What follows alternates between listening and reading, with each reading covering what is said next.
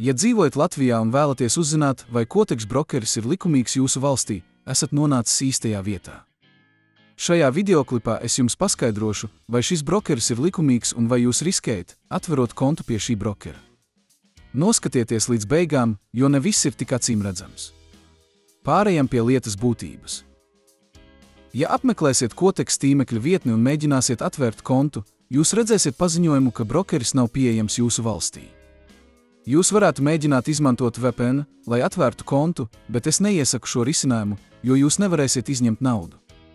Katram brokerim pirms izmaksas apstiprināšanas ir nepieciešama konta verifikācija. Verifikācija ietver jūsu identitātes un dzīvesvietas adreses apstiprināšanu. Ja brokeris konstatēs, ka izmantojat VPN, jūsu konts var tikt bloķēts un visi kontā esošie līdzekļi konfiscēti. Tāpēc iesaku jums atrast citu brokeri, kas pieņem klientus no jūsu valsts. Šī video aprakstā atradīsiet saiti uz ieteicamo platformu, kas piedāvā līdzīgus tirzniecības nosacījumus kā Quotex.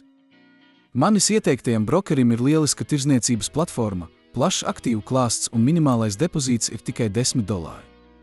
Viena no interesantākajām funkcijām, kas atšķir šo platformu no Quotex, ir iespēja kopēt tirgotājus. Viss, kas jums jādara, ir jāveic depozīts un pēc tam jāizvēlas tirgotājs, kuru vēlaties kopēt. Jums ir pilnīgs ieskats tirzniecības vēsturē, lai jūs varētu pieņemt pamatotu lēmumu.